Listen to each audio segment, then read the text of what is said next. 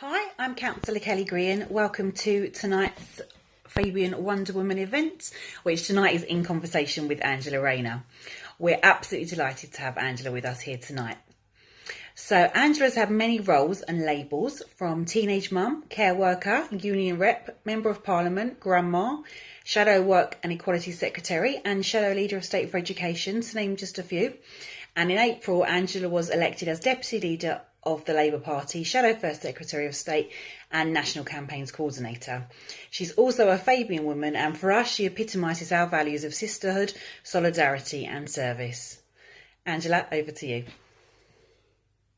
To be reckoned with, and they are a support network for you, but I expect every single one of you, regardless of your position currently, to think about what are you going to achieve, what target are you going to set yourself after you've been on this call. It could be something quite simple, something in your personal life, or it could be something more like I want to be the female Prime Minister for Labour, because I said in my recent interview that someone's going to be it. Why couldn't it be one of you? So I'm putting that challenge back to you. It is great to be here, and I'm really pleased to be amongst such inspirational women.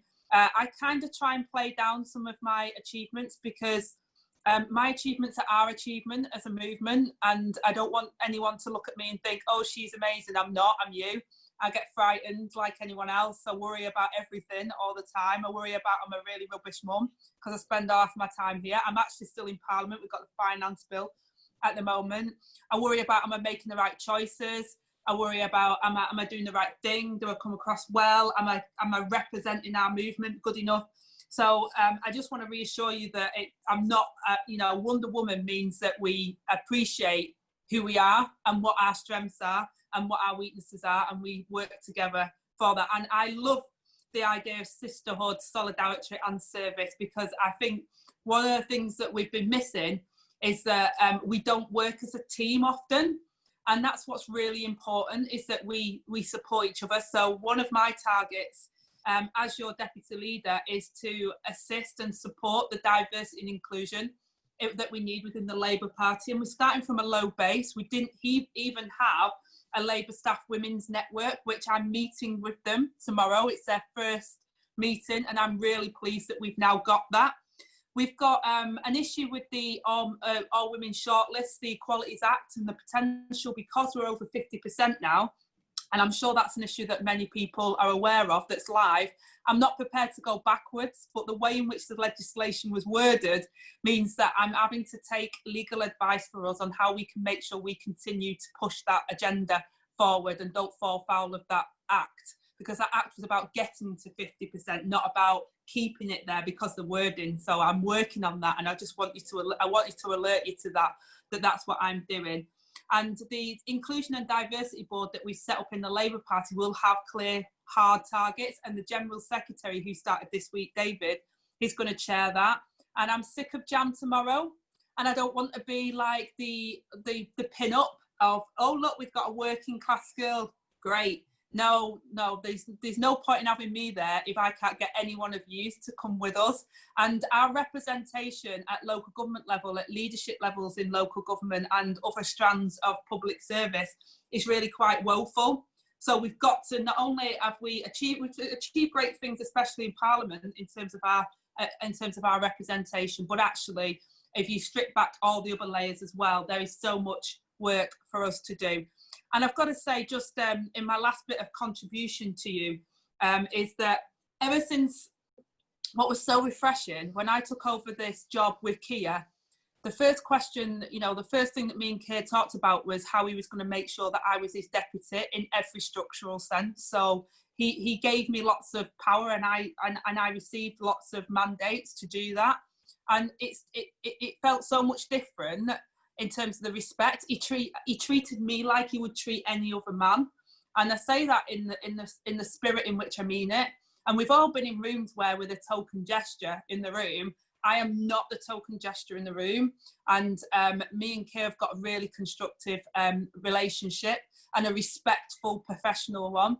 And I really welcome that, and I think it's great. And I know that Keir's passion is about taking us forward, and I know that Keir wants to see the next, after him, he wants to see a woman taking over the Labour Party. I know that's a passion for him. He can't change his gender, but I know he's really passionate about making sure the representation is in our movement, because unless we represent and are truly reflective of the communities that we wish to serve, we won't ever be able to get into government. And I think that's something that me and Keir both share passionate that we know we need to do. So I'm looking forward to your questions.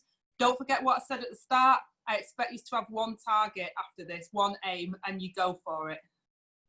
And we'd really love for anyone that has thought of an aim or target tonight where they're watching to please tweet it to us, send it to us, and to join in some of the different schemes that are available to try and help women get on in politics. And something you said earlier, Angie, about there might be a woman on the call who will be our next Prime Minister or our first female Prime Minister. That's something that we've certainly talked about. For us in FWN, solidarity and sisterhood is such an important part of who we are and what we want to do for each other. Is sisterhood something that's played a big role in your journey? It did, and do you know what? I'll start off by saying at first it didn't really appeal to me. So I started off in the union movement, and I was a young member, and I was a working class manual worker. And in our union, female, young, and from a manual background ticked loads of boxes to get you to conference, basically, because the men needed those poor proportions to get a conference delegate, otherwise they'd lose out. So I literally came in the movement purely by accident, because someone didn't talent spot me because he thought I had a brain. They talent spotted me because they thought, oh, hello, she's going to be perfect for that. And then I went along and got a first for the movement. But I also felt at times I was negligent to the barriers that people like me face, and I was really naive to the barriers that other people face and the layers of discrimination that exists with it, not just in our society but in our movement. Unfortunately, we're reflective of our society, so I wasn't aware of it, and I went through years thinking like women's networks and things like that were like, just, oh, it's not for me, I don't need to do that, that's about feminism, what's feminism to me? Didn't really see the point in it. And as I've got older, I've got more and more like cheesed off, because I've seen the structural barriers that are there. And you know what, I got elected on an all-women shortlist.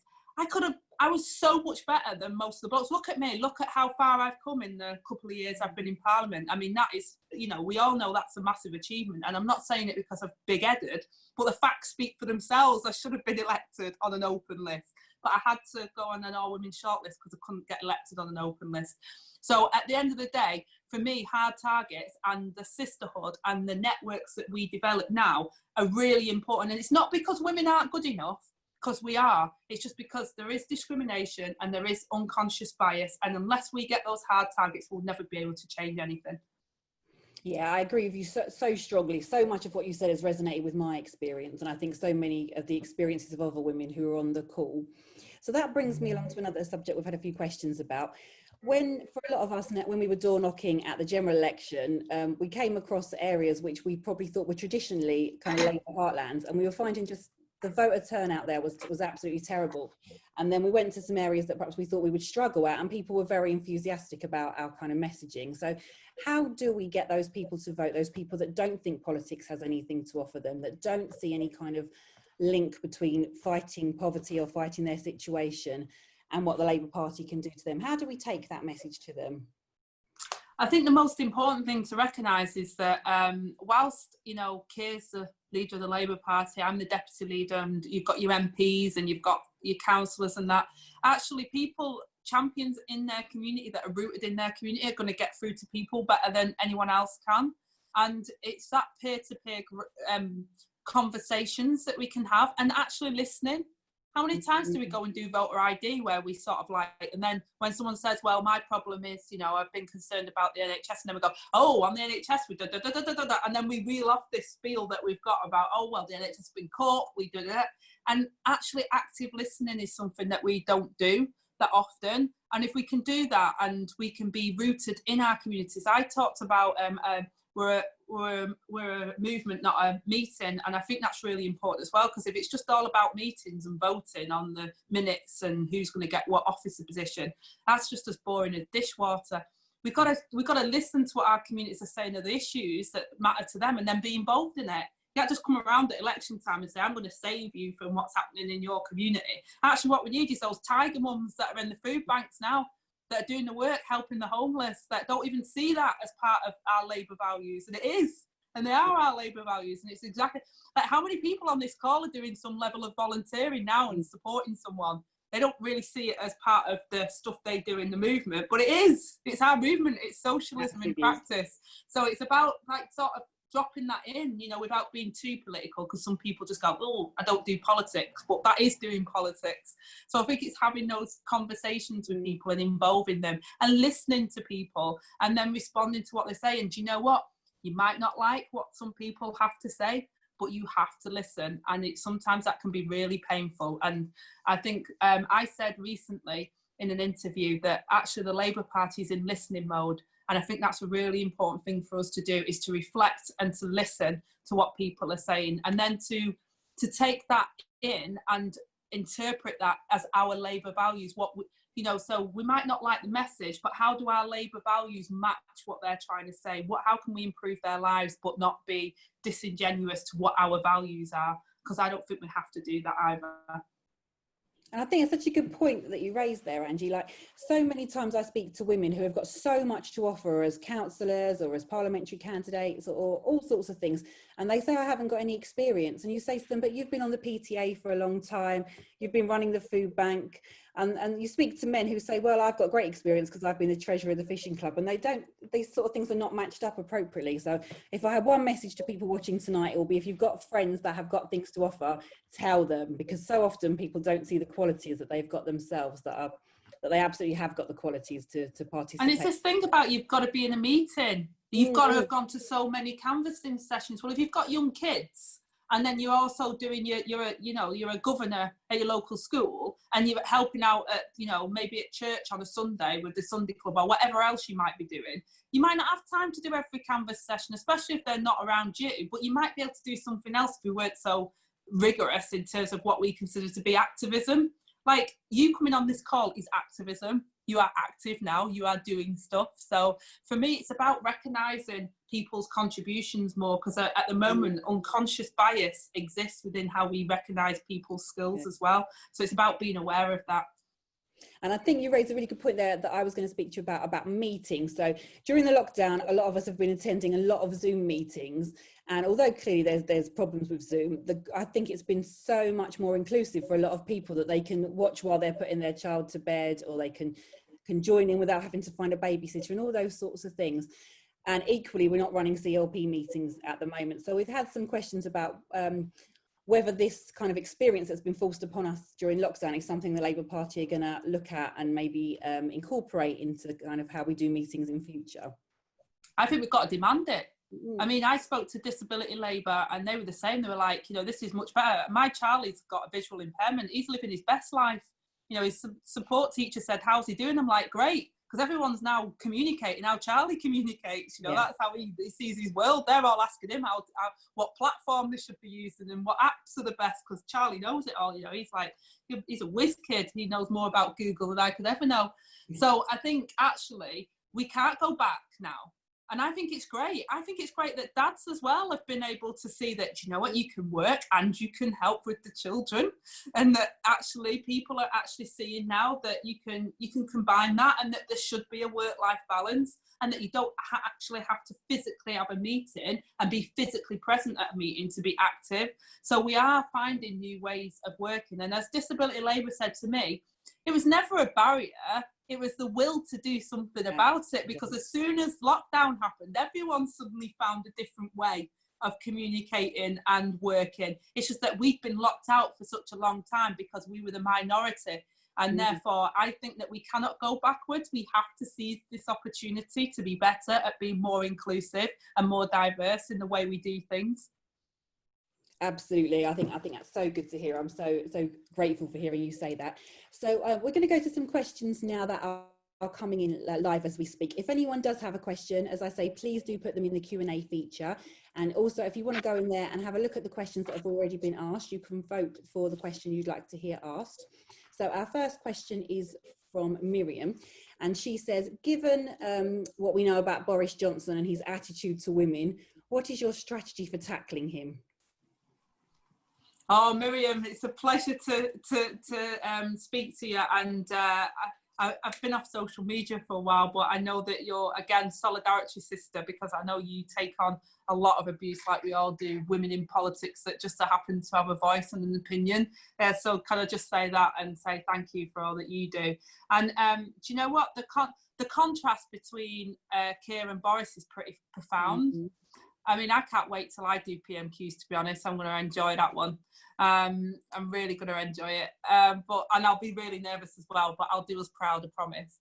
I'd love to ask Boris Johnson, like, what he thinks of single parents like me and stuff like that, because he really, you know, he's one of those absent dads, isn't he, that likes to put down on women. And I think that's really quite terrible, the stuff that he said, and it's quite harmful. And then there's the more serious stuff, the misogynistic stuff that he said, the homophobic stuff that he said, the racist stuff that he said in the past, that I think is really dangerous. And then you take that with Donald Trump, and you can see where that rhetoric takes us. I'm really disgusted that he didn't say more on the George Floyd killing, and he didn't say condemn Donald Trump on that. He didn't show the leadership that I felt needed to be shown. And he didn't show the passion and upset that it's caused. And he didn't quite understand what a global movement this is, and how people have just had enough of Jam Tomorrow, and they want to see direct change and direct action. So I think what we've got to do is just, the one thing about Boris is he likes to be like playful and just top line it. Whereas the one thing about Keir is forensic and about targets and about making sure that things happen and holding people to account. And that's what we've got to do. Because these are serious times and these are serious issues, and whether it's the Black Lives Matter issue, whether it's the coronavirus pandemic, these are serious issues that are in our communities that are threatening people's lives. And therefore, it's not a time to bluster your way through and be silly. It's a time for actually holding the government to account, and then showing that there is hope for the future in a Labour government that will actually do something about these issues that we face as a society. Brilliant. So sort of keeping in with that theme, Favour says, we've had some progress with all women shortlists. What are your views on having all black shortlists, or all BAME shortlists, for example? I'm a big supporter of it. We championed it in Gorton, Greater Manchester, which was Gerald Kaufman's old seat. And we've got Afzal Khan now, who is the MP for that area, and he's a tremendously good MP. So I absolutely agree. I'm all favour for all BAME shortlists. But the only note of caution that I would say, and this comes back to me in feedback a lot, is that, I mean, people don't like the term BAME, by the way. That in itself can be quite challenging. But also, it's not a homogenous group. It's like, oh, well, we've got a BAME and therefore great. Actually, there's layers within that, and that people need to understand some of that and the different challenges that are faced. And for example, if you're a black woman, then you face multiple discrimination and multiple barriers, and therefore we have to understand that. So but I am literally in favour of having as many hard targets as we possibly can. And that's a real turnaround for me, by the way, because I never used to be. I used to think I've seen the light, and part of that is because I've seen the discrimination and the structural barriers. And what I would say to people on this call as well is that it's not you. You are not the problem. If you faced frustrations, then I'm sorry for that. Our movement should be better. And I promise, now that I'm in a position of responsibility, I will do everything I can to make sure that we do make that change. And that's why we've got this diversity and inclusion board, and we will have hard targets that will come out of that, which I hope will start to resonate and support, not because we're not good enough, because we are good enough. It's just that our movement is not good enough yet. Absolutely. So we have an anonymous question here. Why do you think we haven't picked a woman as a leader yet? We had some great candidates last time. Why do you think it is that the Labour Party has yet to have a female leader? I don't know. I think there's multiple reasons for that. I think there's multiple reasons. Some of it is these unconscious bias that we have. So I do think we have to sort of break some of that down. And then I also think that we get women into positions and then we pile a load of pressure on them. So, and anyone who's on this call will know that, you know, you take on a position and then all of a sudden you get like multiple different, you know, or if you don't, even if you don't want to take on a position, you go to a CLP meeting and you've been elected to something before you've walked out the door. Do you know what I mean? It's like, hey, we found a woman. So I do think that we then end up putting a lot of pressure on the woman as well who comes forward, and we haven't done enough of the groundwork to support our sisters yet at every level, and that's a shame, because you know I've you know, standing for election, and I was lucky enough to win, and my friend Rebecca was stood for leader, and people were more fascinated and interested about, ooh, you and Becky, and you know, and it was like, no, we're both professional politicians, you know, and but there is this added pressure on women about when they stand, or if they stand, or what they want to do. So I do think that we have to build a network and a structure that supports people, and just call out some of this misogynism and some of the structures that are very male dominated. Now, I've just said I'm here now. What time are we on now? You know, 8 o'clock. I'm still in Parliament. You know, and if you want to vote, you have to vote in person. You know, they've allowed proxy voting now because of COVID, but you have to have a reason why you need a proxy vote. You can't just say, actually, I want to do the bedtime story for my kids and I want a bit of work-life balance. Thank you very much. I've already been here since 8 a.m. this morning. It'd be nice to see one of my children at least once today. But the system's just geared up in a way that doesn't allow that. So we've got to do better, and we've got to break down the barriers that disable people coming forward, and that's people, women, as well as other you know, disabled candidates. We do nothing, barely anything, to help disabled candidates come forward as well. We live in a world that is structured for a certain type of gender and a certain type of ability, and we need to break down those barriers and call it out.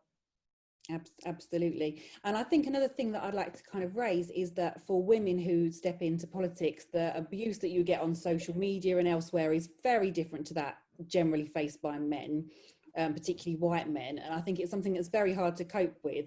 I wondered if you had any words of advice about how you've coped with it. Yeah, I don't listen to the noise, and actually most of the time I don't even see it, because I have someone filter it for me. So I do my tweets, but anything below that, anyone who gives me any hint of abuse, it gets muted. They get muted or blocked by, I have somebody who monitors my account. So most of the time I don't even see the abuse. But I've had a number of death threats. Me and Jess Phillips had one a couple of weeks ago, again from a far right group, that said they wanted to murder my granddaughter and wanted to kill her children. And you know, we get that quite a lot. I've had to teach my children how to use panic buttons in the house. And you know, again, my boys are 11 and 12, and they want to do TikTok. They want to go on social media and do these things now, and I've had to again sit them down and give them a whole spiel above what would be normal internet safety, a layer on top of that, saying people want to do bad things to your mum, and they might want to say things and do things to you that you need to be aware of because of that. And that's really hard to put your kids through that circumstance as well. So yeah, we do need to tackle these, and you know, these online platforms as well. I've said it not just for us as politicians, but actually for our kids.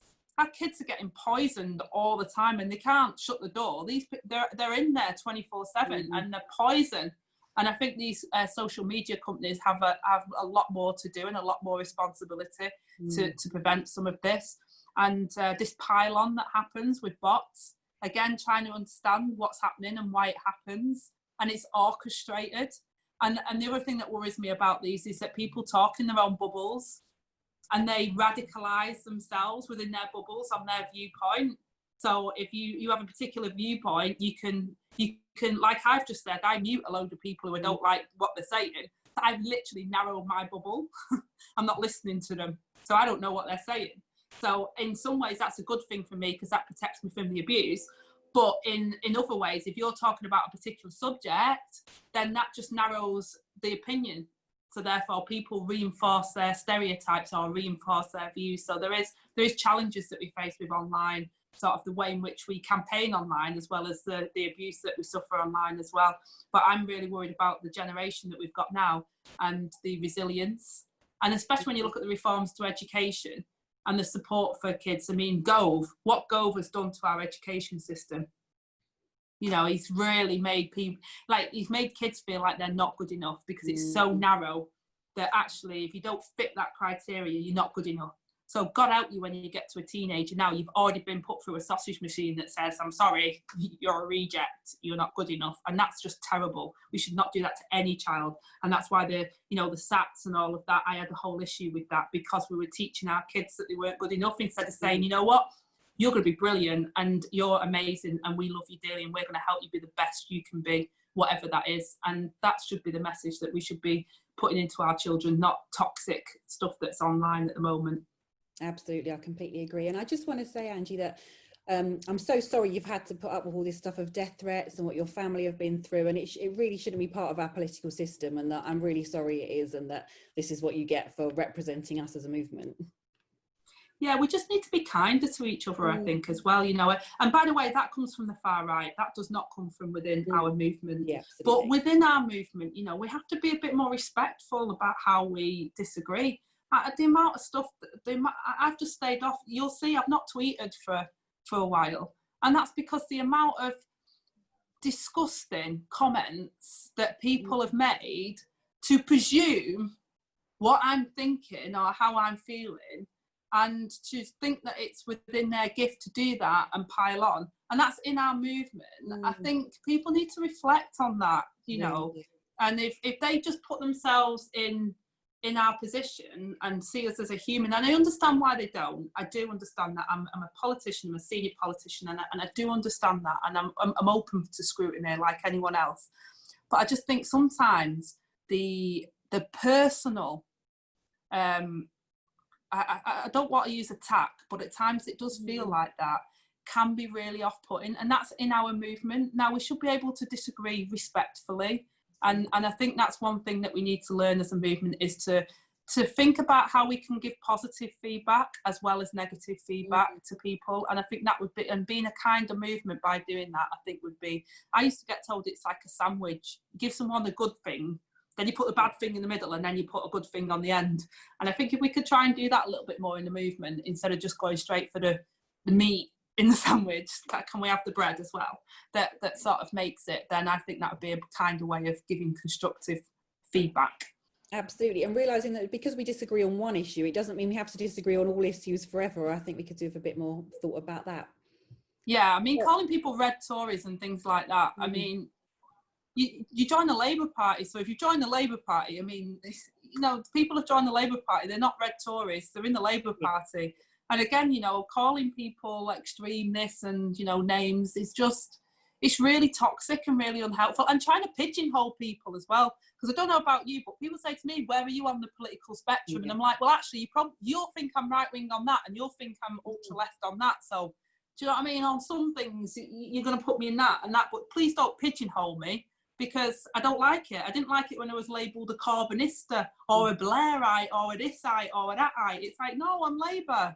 I want to see a Labour government. I want to see I want to see kids getting the education they deserve. So I just think if we just stopped labelling people and stopped abusing each other, it'd be a great start.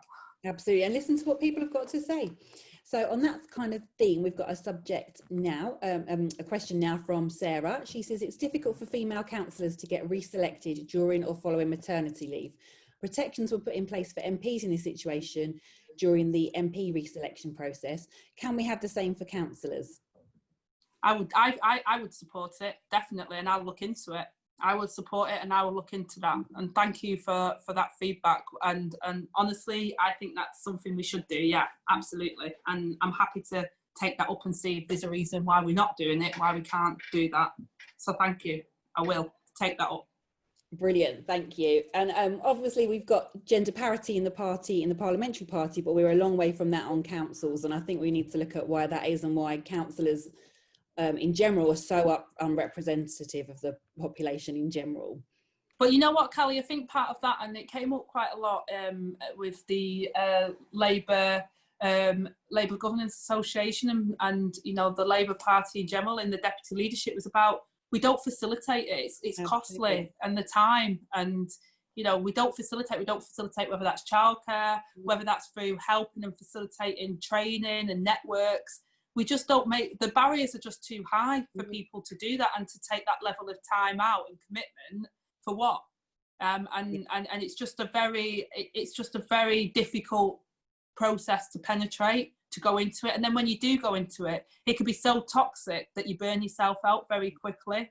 And yeah, so I just think there's a lot of things that we can do to make it a lot easier. And me and Kira looking at how we can do that, and how I talked about it as movement generosity.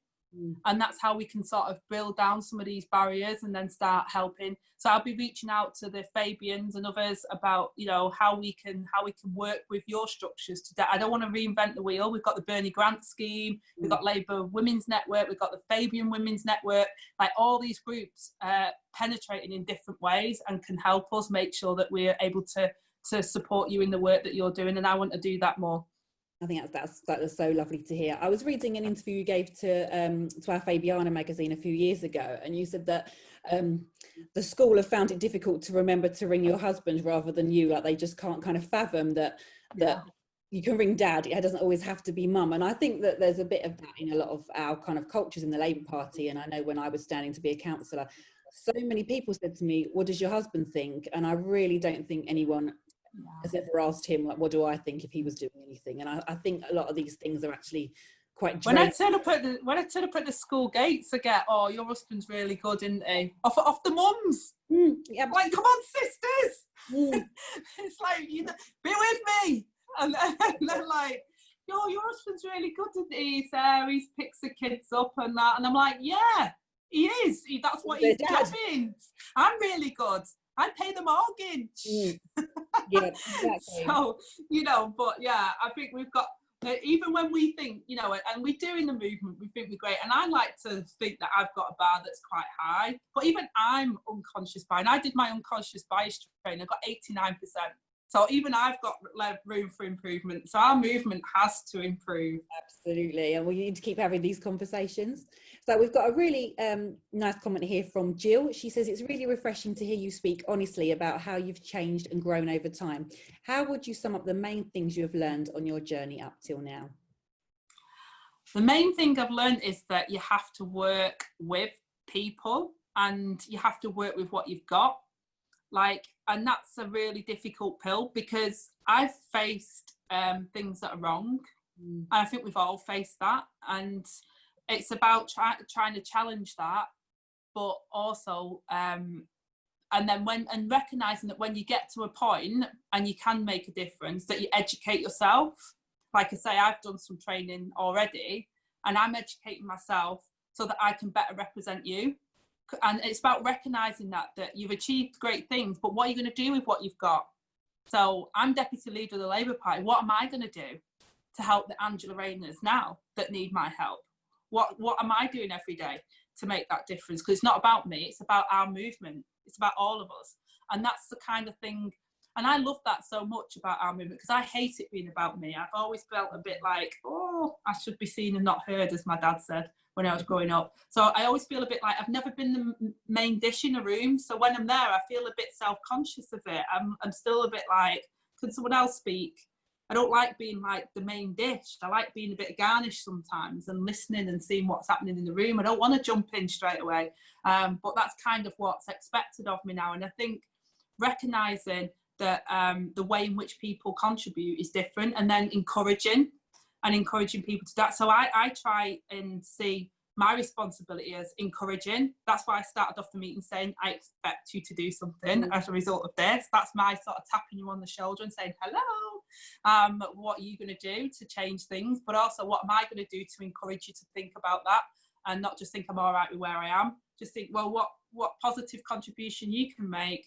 And I do this thing with young girls in my constituency where I'll talent spot them and I'll spend time with them and you know, and I'll bring them to Parliament, and they're like, oh my God, you mean you're paying for my ticket to go to Parliament? What can I ever do? You know, what can I do to? And I'm like, when you're in a position, whatever that position is in work, when you've grown, ask and provoke the next person, support the next person in doing that. And that's what I've always sort of taken in the movement. So that's the other ask of you. Not only what are you going to do now, but then what are you going to do in your positions of influence to encourage the next person? And I think that's what we've got to try and do, is just keep sort of plugging away. And that's what I've learned in the movement, is it's not just about platitudes, it's deeds, not words, as our suffragettes would say.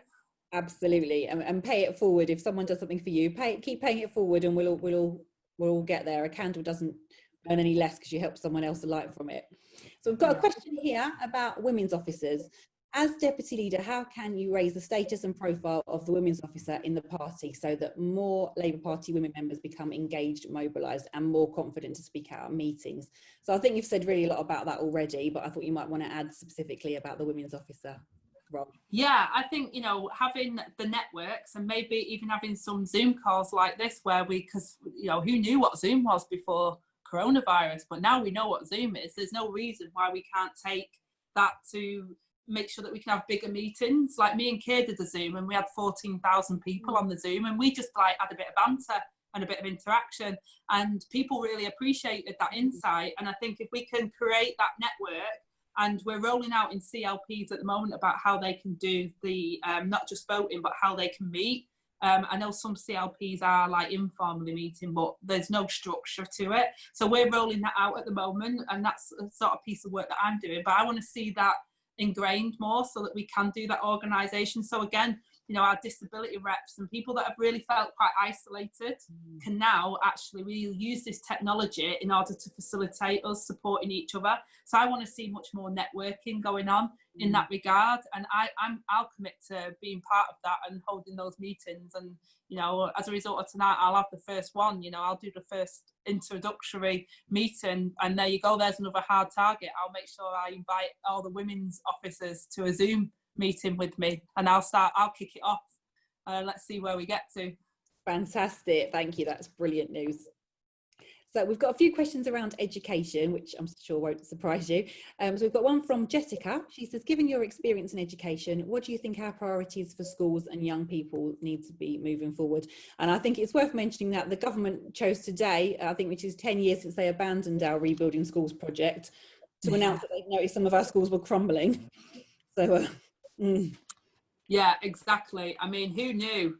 Like we had building schools for the future, and that was building colleges as well, and then they scrapped that as soon as they got in. So our colleges are crumbling as well, and that's because they stopped the next line of, we had building schools for the future and we had building colleges for the future, and they scrapped all of the funding for the colleges.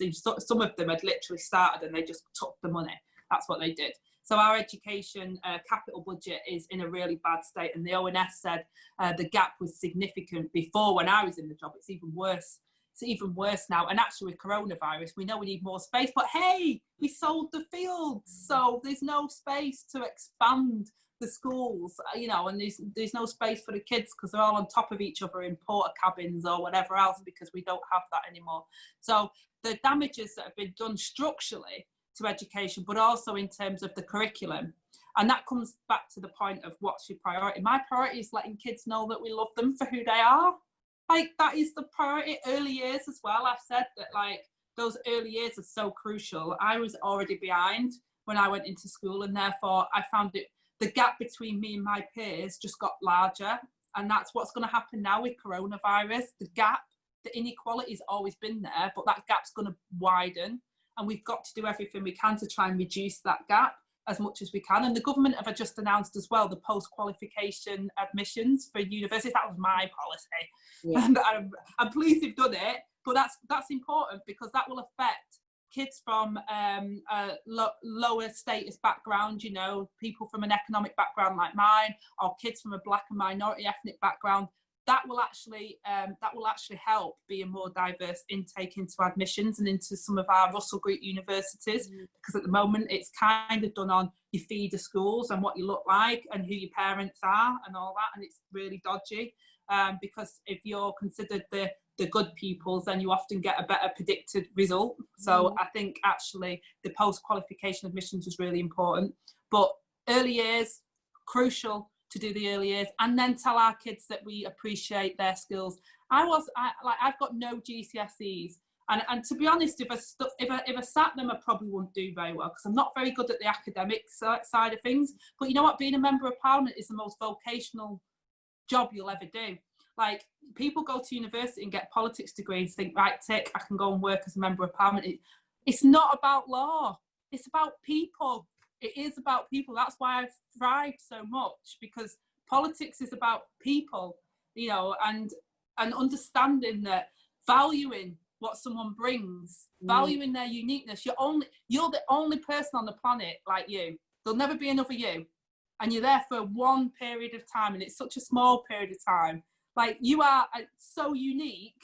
You should be celebrated for what you are and what you bring. And I'm fascinated by people. I love people, quirky people, every type of people, because I just think it just makes me feel nourished, because I just love the difference, and I'm just inspired by the difference that we bring. But we tell our kids that you have to be the same, you have to go through this same structure, and actually what we need to be telling our kids is, yes, this is structure, yes, we're part of a community, yes, we have responsibilities, but you're unique and you're special, and we're going to help you find your unique superpower, and we're going to encourage you and to be the best you can be. That's what I want to see our education do. And I really think if we were to do that, then we would have such a lessening of the mental health crisis we've got among young people, and so many of the other problems that are caused by the very things you talk about. Kelly, my son, I talked about him, you know, he was born at 23 weeks and he nearly died 4 times. The fact that he's walking, talking and able to like feed himself, the consultants told me he'll never be able to do that. They wanted him to switch the machine off. They thought he was that poorly and he wouldn't be able to look after himself. That child is a walking miracle, but he's behind on some of his lessons. But I'm telling you, at 18, he'll still be swigging a pint in the pub and he'll still be able to get gainful employment. The only thing I'm concerned about for him is that he doesn't let this negativity, when he has to be told that he's behind in school and that we have to be told that he's not meeting the targets, that actually he understands that he's adorable, unique miracle, and everything that he does is amazing, and we're really proud of him. And I'm really happy whatever he decides to do in life. My other son works in hospitality. You know, he didn't go to university and he's dead happy, and he's got 2 children, and I'm really proud of him. I'm really proud of the man that he's become and how he's grown up. And all I want my kids to be is happy. And what I take exception to is when government structures are put in place to make people feel unhappy. I think the state is supposed to support people's lives, not make it more difficult. Imagine if instead of worrying about GDP, our main objective was for people to be happy, if we had a happiness register instead of, that was our target. Exactly, a well-being. And do you know what, Jacinda in New Zealand has a well-being strategy. Like, her whole government is like, they've moved away from GDP and it's about well-being and happiness. And look at New Zealand at the moment. I mean, it just goes to show that it can be done if we throw away some of these, like, it's always been done this way. And, you know, actually having a well-being strategy, I think, is a better way of doing things. Much better way of life. So sticking with the kind of early years thing, we have a question from Sarah. She says, the nursery sector is at risk of collapse with profound implications for the ability of parents and particularly mothers to work. What do you think we can do now to get another U-turn from the government and to get them to fund this?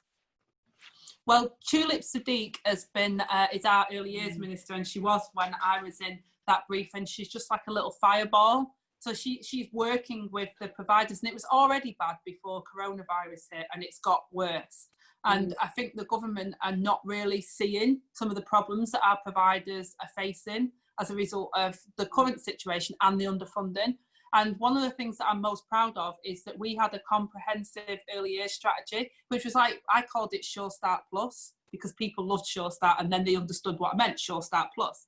And it was about having a strategy in place that was early years focused, that did not just about childcare, but about child nourishment from the early years onwards, and family nourishment, because you can't just nourish the child, you have to nourish the environment and the family. So that's housing, that's, you know, if there's problems with income and all, you have to nourish all those things. You can't just pluck a child out of that. You have to nourish the child within that environment, and you have to have basic standards that everyone abides by in a civilized society. We can't have kids living in some of the conditions they have to live in. It's disgusting. We shouldn't accept that. So therefore, for me, it was about that investment and support that needed to happen. We've got to keep making that case. And when you make that case, and actually, not only is it a socialist case about the well-being, but it's an economic case.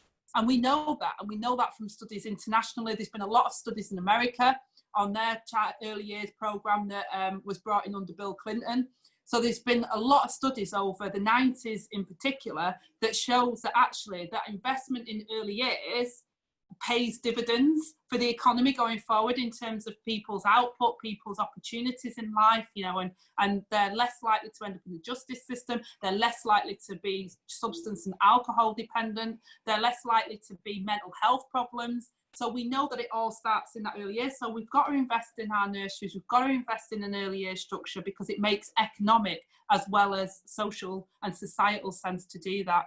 And I think we've just got to keep making and pushing the argument. And what I fear is that this government doesn't really see that. And that's why I think that data is important as well, and really driving some of that. But we've got a comprehensive plan. And I think we just need to keep pushing the focus on that, because you know what? Somebody once said to me, kids don't vote. And, you know, and it was like, there at times, and our young people, and often in this COVID crisis as well, our young people are the most affected for the longest period. They're going to be paying as well for this, by the way, but they're already affected significantly by this. And I think we've just got to remember that their voices need to be heard. Absolutely. And it's the same always with childcare, that it's never in the headlines, but it's something that lots of people have experience of and lots of people feel strongly about, and have to question why newspapers aren't more interested in it as a topic. So I have a question from Layla. A lot of council women who are working and too young to go for early retirement can struggle to put themselves forward for cabinet positions. If you're single and have no one to rely on financially, it's risky to give up the day job to put yourself forward. Would you encourage Labour groups to develop more opportunities for job shares in cabinet positions, deputy leader positions, so more women from all backgrounds and ages could put themselves forward? Yeah, I absolutely agree. And again, that's part of this. We're not going back. We've got to demand more.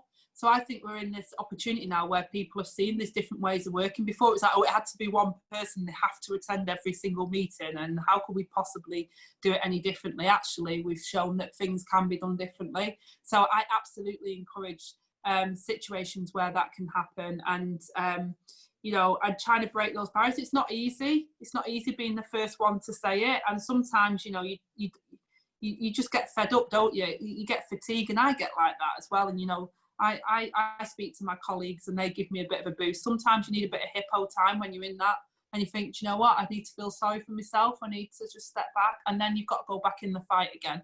And I think that's the network that we've got to create, so that we can support each other in sort of pushing forward on these new ways of working. And I'm good for that. And you know, I think it'd be great to speak to Alice Perry and to Nick Forbes and others in you know, our leads in local government about how we try and champion that, and you know, be the change you want to see. So trying to challenge direct some of our Labour leaders and say, right, well, how are you going to make this happen, and try and you know, make that happen. They're, you know, we start from a low base, if I'm honest. Some are more progressive than others, you'll know that, it's patchy, but we do start from a low base on some of this. And again, it's about funding.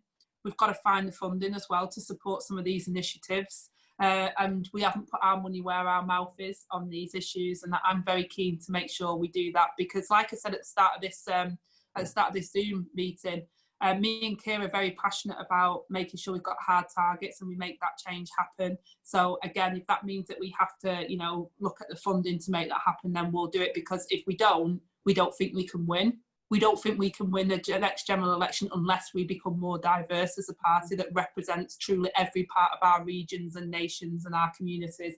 And we're very clear on that. Yeah, and we don't want to be wasting all the talent that we've got in the party because people feel they can't put themselves forward. It's such a waste, Okay, so we've got a more broad question now. Are there any policy areas that we haven't discussed already that you really want to champion? Oh, policy. I mean, I think one of the things that I think we should champion again, and I sort of alluded to it, but it's the economy.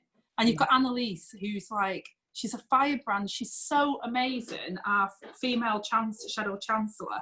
She's a little firebrand, and I think actually, just to plug, I think you should invite her to one of these meetings. Absolutely. Actually, as a fellow Wonder Woman, I think Annalise Dodds is a Wonder Woman, and I think champion an economy that works for everyone, that whole business. And John McDonnell started some of this, and he was really keen. I stole John McDonnell's stuff on well-being manifesto because he's onto it.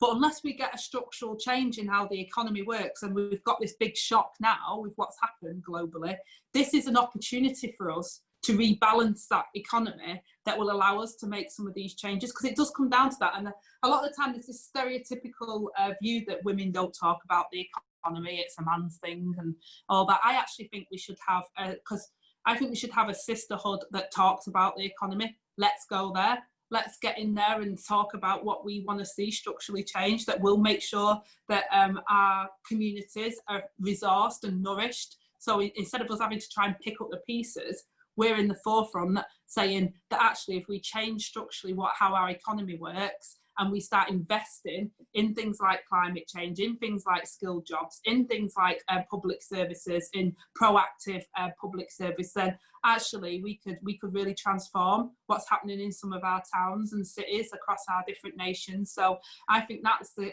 policy area that I would say, and in particular from a women's point of view, we should be in the economy, because too long they think we should talk about education, talk about childcare, you know, all of those like cute women-y things, but no, leave the economy to the men. No. We've got Annalise Dodds in there, and I think we should support her, and we should champion getting ourselves in the economy and talking about how we can do that. And I set up a women's business network as well, because again, I think women in business, yeah, we've got women in business, they make loads of money and they're doing it ethically as well. So we're going to champion them as well. We're going to say, actually, women business people need to get our support as well, and we shouldn't shy away from that either. So it's just about, you know, I think the economy is my big one at the moment. And how exciting is it that we've finally got a woman in the role of Shadow Chancellor? It's taken us all this time, but we've finally got there, and that's something for us to be really pleased about, really excited about, I think. Yeah, and we need to give her platforms. We need to get her out there and support her and, you know, show her that. And that means that she can't be the only one talking about the economy as well. We need to talk about the economy as women. And that's my point really, is get in there and let's help Annalise, because we've got some big challenges that face our economy, whether that's our small businesses, whether that's our self-employed, you know, as we said before, the nurseries and providers who are struggling, and you know, and jobs, you know, our kids and ourselves, we're all facing this prospect of, you know, not having jobs after the furlough scheme and everything else. So I actually think it's a real opportunity for us to get in there and talk about the economy and talk about how it affects communities. Because again, you know, like I said, politics is about people and not legislation. The economy is about people as well. Why do we go to work? We don't do it just to sort of like, oh, there's a tenner. We do it because we want to provide for our families. We want to provide a level and a living so that we can get on and do well in life, and we shouldn't be ashamed of that.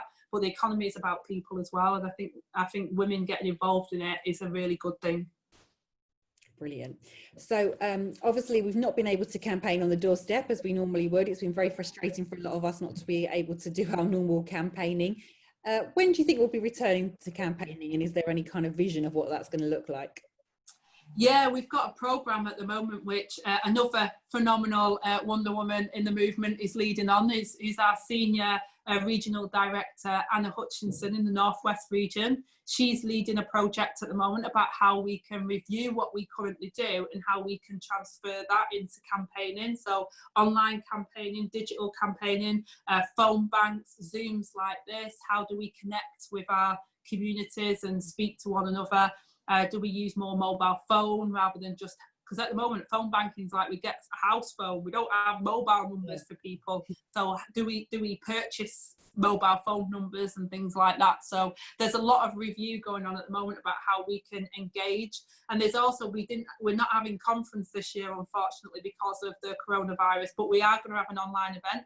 Another phenomenal Wonder Woman who's leading on that is Annalise Midgley, who used to be Unite Political Officer, but she now works with us in the leader's office, and she's leading on that piece of work to make sure that we have a very interesting virtual conference that won't be a constitutional conference, but it will be an event, and it doesn't have to be around the 9 till 5 that conference is either. So you can come to fringes, but you'll have to bring your own, you know, soggy butties and warm wine. But we're expecting to have some sort of virtual event that means it'll be more accessible, and we can come together and talk about how we can do training workshops and how we can progress this campaigning, because 2021 elections are going to be so crucial for us. There's so many of them. There's like nearly 5,000 local council ones and mayoral ones. We've got the Hollywood elections in Scotland. You've got Wales. There's so many elections. It's like a mini general election. And then of course we'll have the by-elections that are coming up and the selections for that. So if you're thinking of going for it, remember I've tapped you on the shoulder. So there's loads of stuff that's going to be happening around the elections, and that's going to start gearing up from September onwards. So watch this space. We're going to be giving guidance on how we can do that and how people can get involved. And I think it'll be interesting because more people will be able to get involved in different ways than they have before. Fantastic. So there's just a few things I want to say in relation to what you've said. We've had a few comments from people asking to find out more about how they can be counsellors, which is brilliant. Fabian Women's Network have got a brochure that we published last year at conference on how to stand for council, and lots of information from different counsellors. So please, anyone who's thinking of that, look that up. We'll put it on our Twitter and on our Facebook pages tonight. Please have a look at that. Please speak to anyone you know who is a counsellor, or if you don't know any counsellors, look up who your counsellors are on Facebook or on your local authority website, and give them an email and ask them to find time to talk to you, and they should be willing to do that. So please everyone, do all those things. Also, if you haven't already joined the Fabians and you've enjoyed tonight, please do give it some thought, and please do follow our Facebook, Twitter and YouTube pages. So Angela, all that remains is for me to thank you so much for coming tonight. It's been a really Callie, I've come up with an idea of what people can do. Like, we can all do it, right? What I want all of us to do is tonight text a phenomenal woman with a positive comment to them. Could be anyone, but let's just give some sisterly love tonight. So we've got to text one woman, at least one. You can do more if you want, but just text one woman in our life and who we think, actually, you know what, I like this quality about you, and just text them that's what you like about them. Let's all do that. And so often I think that the women we know that are phenomenal, we assume that they know, and they don't. They often don't. Exactly. And thanks everyone, thanks for listening to me, and I really, honestly, I am humbled to be your deputy leader of the Labour Party. It's not something that my careers advisor ever said that I'd be doing, but I'm really pleased to be doing it, and I'm absolutely honoured and proud to be there and to represent you in the way that I do. So thank you so much, and thank you for listening to me. Oh no, thank you so much. It's been an absolute pleasure. Thank you. Thanks everyone. Bye. Take care.